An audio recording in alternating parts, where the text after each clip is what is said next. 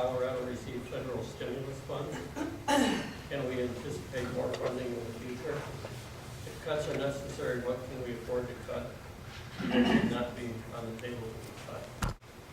Let me hit with a few ones to cut, and I want to tie this one back into immigration again, because I visited the GEO detention facility down in Aurora. Again, at taxpayer expense, we're putting up illegal immigrants to the tune of $120 a night. Okay, and this happens across our country. So again, there's people out there working, filling jobs in the economy. We're in the wrong place at the wrong time, loitering, speeding, whatever. All of a sudden, we're putting them up for 6 months at $120 a night, and then in many cases deporting them, and it costs us several $1,000s. Bad investment of taxpayer money. Defense, we spend more in defense than the rest of the world combined. I support a 15% cut in defense over 3 years. We'll still be able to defend our country, have the best military in the world. Agricultural subsidies, we're interfering with the market, price supports, paying people not to grow things, terrible area to cut. I would not count on any more stimulus money being granted by Congress. What there is there's still money under the existing stimulus, which is still being rolled out and spent. We passed a bill recently that provides emergency aid to school districts. I think this is a very good thing. Education is an area we should not cut back in during a recession because it is an investment in our future. We're undercutting our own future if we're cutting our education funding because we're preparing our next generation of Americans to lead American intellectual capital and creative capital and innovation economy, and that's an area that we should not cut. So we actually provided some money that doesn't undo the state cuts, but at least many of the district schools around here have actually recalled teachers, and they're able to get things going for another year, and hopefully we'll have the recovery soon as well. But again, there's still money coming out under the Recovery Act. We've seen the work on roads around Lyons, revitalize their downtown area, has close to 0% vacancy rate with Recovery Act money. And I think that was an important message to the American people that we're responding to this economic. I do not support the original stimulus plan or any further stimulus. They fail to do anything but support government power and drive us deeper into debt. Jobs are created in the private economy. As the first step in resolving our financial crisis, all federal budgets and federal employment should be immediately reset to the levels of September 10th, 2001. After that, we will begin the phased elimination of the many federal functions that are not authorized by the Constitution. I would start with the Department of Education and entitlement. The United States of America is technically bankrupt. With $14 trillion in debt, annual budget deficits are running well over $1 trillion for the next several years, and unfunded federal entitlement program liabilities estimates range between $50 and $100 trillion over the next 40 years. The private sector of the U.S. economy must grow very fast for a very long time to resolve this debt.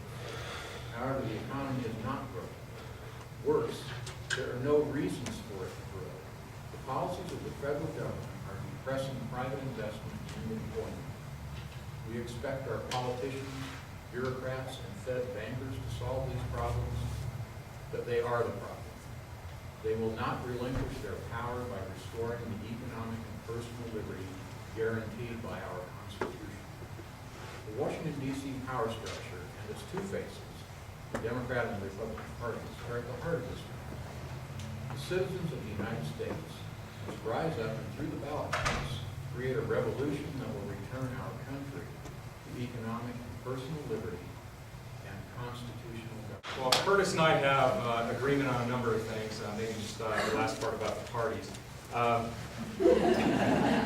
think that I think it is very clear that the stimulus spending was an unmitigated disaster.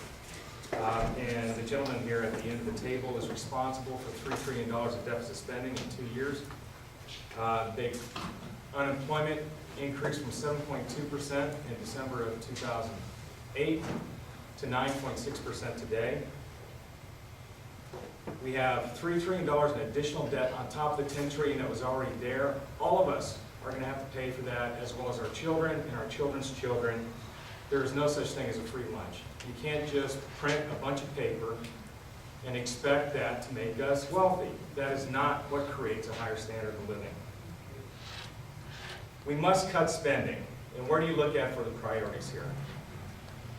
First of all, you look at the argument, let's increase taxes. It's impossible to close a $1.5 trillion budget deficit by increasing taxes. You'd have to double everyone's income taxes if you did so. Of course, that's not going to work. I don't know about anybody else here, but I'll be damned if I'm going to work for somebody to take away more than 50% of what I make.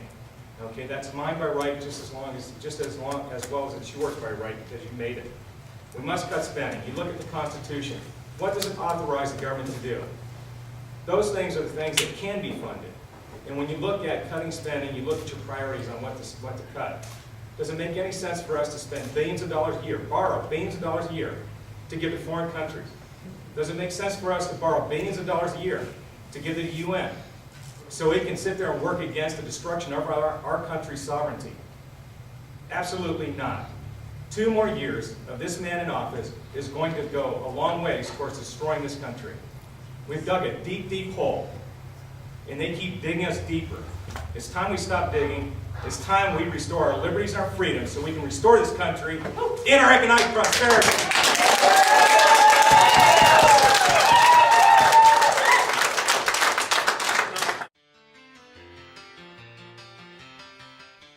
You elect a representative in Congress.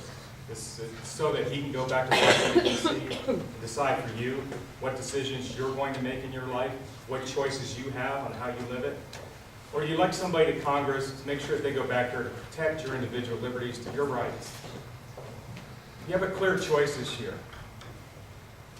I stand for the choice that it is your life, it is your dreams, it is your purpose you should live it for. As long as you're not violating anybody else's rights, you should be free to pursue those dreams. And the choice you have is between that and someone who has clearly shown that he believes better how to run your life than you do, and he'll make the decisions on how you will run it. That's your clear choice this year. And the only way to move forward, like I said before, the only way to restore our liberty and our prosperity is to restore our freedom, which means the government restores its moral purpose of protecting our rights. My name is Stephen Bailey. You can find more information about me at StephenBaileyForCongress.com.